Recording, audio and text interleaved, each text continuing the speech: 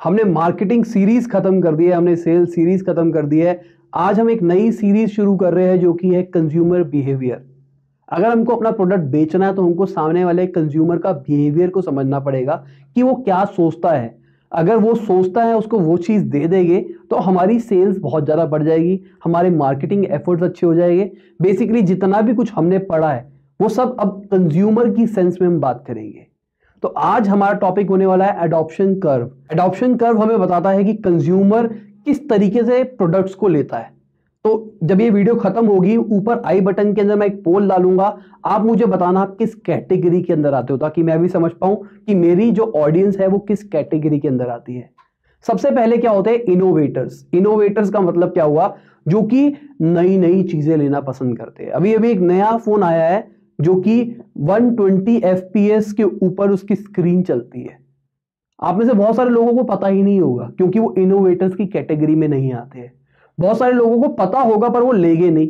अब बहुत सारे लोग ऐसे होंगे जो लेंगे, जो लोग लेंगे उनको हम इनोवेटर्स कहते हैं। अब डरने की बात नहीं है, आप में से बहुत सारे लोग होने वाले जो इनोवेटर्स नहीं है। 2.5% ही होता है ऑलमोस्ट, बेसिकली 1-2% के आसपास ही होते हैं। कंट्री वाइज अलग अलग चेंज होता है। मुझे इंडिया का डेटा नहीं पता, तभी मैंने ऊपर पोल डाला ताकि मुझे भी पता लग जाए कि हमारे देश के अंदर इनोवेटर्स कितने हैं। अब ये इनोवेटर्स वो वाले इनोवेटर्स मान लेना भाई मैं इनोवेशन आइडियाज लेके आता हूँ, इस सेंस के ऊपर बताना कि आप इस कैटेगरी के अंदर आते हो या फिर नहीं आते। अगले होते हैं अर्ली अडॉप्टर्स। अर्ली अडॉप्टर्स का मतलब क्या हुआ, अब लोगों ने इनोवेशन वाला प्रोडक्ट ले लिया, अब वो उस प्रोडक्ट को जब वो टेक्नोलॉजी मार्केट के अंदर आ जाती है तब वो उसको लेना शुरू करते हैं। मतलब ये मान के चलो जो इनोवेटर्स थे जब मार्केट के अंदर सिर्फ 5-6 प्रोडक्ट्स थे वो तब ले लेते उस प्रोडक्ट को टेस्ट करने के लिए, और जो अडॉप्टर्स है वो वेट कर रहे हैं भाई मार्केट में प्रोडक्ट को आने दो तब हम लेंगे। अब वो प्रोडक्ट को लेते हैं, टेस्ट करते हैं, आराम से यूज करते हैं और उनको जैसा लगना होता लगते हैं। अब मैं एक चीज और क्लियर करना चाहूंगा, जो इनोवेटर्स होते हैं अब मार्केट के अंदर लिमिटेड प्रोडक्ट्स है तो प्रोडक्ट महंगा होगा, तो इनोवेटर्स नॉर्मली उनके पास परचेसिंग पावर बहुत ज्यादा होती है, उनके पास पैसा बहुत सारा होता है। अडॉप्टर्स के पास रिलेटिवली कम होता है, जरूरी नहीं है कि कम हो या ज्यादा हो, पर रिलेटिवली कम होता है अगर हम ऑन एवरेज निकाल के चले। अब ये लोग सिर्फ 8% है, अगले 8% मतलब 10% खत्म हो चुका है हमारे पास। पहले 2% यहां गए और 8% के आसपास यहां गए।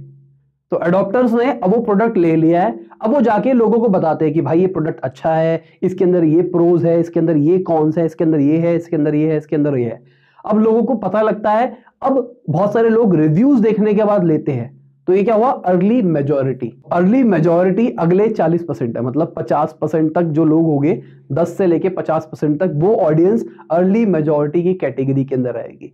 अब अर्ली मेजॉरिटी वाले क्या चाह रहे हैं कि भाई अब मैंने टेस्ट कर लिया, लोगों ने टेस्ट कर लिया, मैं रिस्क नहीं लूंगा, मैं रिलेटिवली रिस्क नहीं लूंगा। अब नई टेक्नोलॉजी आई है इन डिस्प्ले फिंगरप्रिंट सेंसर। बहुत सारे लोगों को इसलिए वो पसंद नहीं आ रहा, पहले मान के चलते एक नया फोन आया था वीवो नेक्स्ट करके, अब वो नया नया सबसे पहले फिंगरप्रिंट लेके आया, बहुत सारे लोगों ने उसको नहीं लिया होगा। जिन लोगों ने लिया मैं उसको इनोवेटर्स की कैटेगरी में डाल रहा हूं। स्टार्टिंग में जब उन्होंने शोकेस किया उसके बाद इन डिस्प्ले वाले और भी फोन आने लग गए। अब जो लोग ले रहे हैं प्रोडक्ट को वो उनको मैं अडॉप्टर्स के अंदर कह रहा हूं।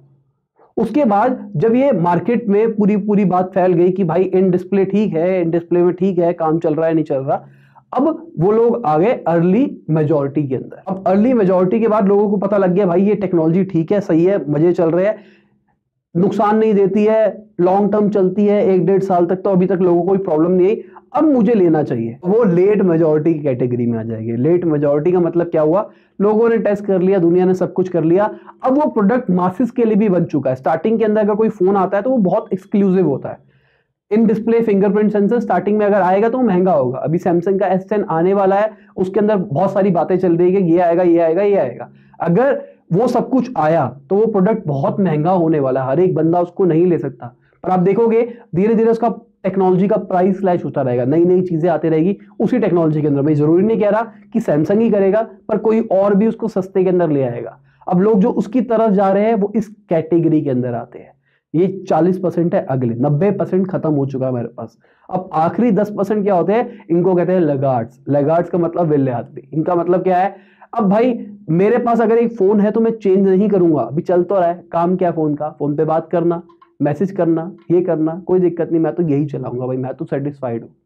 पर ये जो लोग होते हैं, ये लोग टेक्नोलॉजी की नई नई चीजों को अडॉप्ट करना पसंद नहीं करते। इनके अंदर चेंज वाली चीज की प्रॉब्लम होती है, इनको चेंज नहीं चाहिए, इनको वही पुरानी टेक्नोलॉजी चलाते रहना है जब तक वो नॉन यूजेबल हो जाती है। बहुत सारे ऐसे लोग होते हैं कि भाई एक फोन ले लिया, घिसते रहो घिसते रहो घिसते रहो घिसते रहो, जब अब बिल्कुल खत्म हो गया, अब मतलब व्हाट्सएप के अपडेट भी नहीं आ रहे, व्हाट्सएप ने सपोर्ट भी खत्म कर दिया और व्हाट्सएप के बिना मैं जी नहीं सकता, तब भाई नया फोन के बारे में सोच रहे हैं, वो लैगार्ड की कैटेगरी में है। अब अगर इन सब की बात करके चले तो इससे हम ह्यूमन साइकोलॉजी भी थोड़ी सी समझ पा रहे। जो लैगार्ड्स है वो क्या है, वो बहुत ज्यादा पैसा खर्च करना पसंद नहीं करते। उनकी सोच ये है कि भाई मुझे प्रोडक्ट को प्रिजर्व करके रखना है। तो अगर आप कोई भी प्रोडक्ट को लैगार्ड्स के लिए बना रहे हो तो आपको इस टाइप का बना के रखना है कि वो लॉन्ग लास्टिंग ड्यूरेबल आइटम हो। तो लैगार्ड्स को टारगेट किया जाता है जो ऐसी चीजें होती है जिसके अंदर कोई बड़े बड़े चेंजेस नहीं आते, बड़े बड़े इनोवेशंस नहीं आते। पंखा हो गया, इस टाइप की चीजें होगी और ये वाली चीजें इसी के अंदर आ जाएगी। और जो नए नए एकदम टेक्नोलॉजी नई नई चेंज होते थे, नई नई चीजें आती रहती है, वहां पे आप इनोवेटर्स को टारगेट कर सकते हो।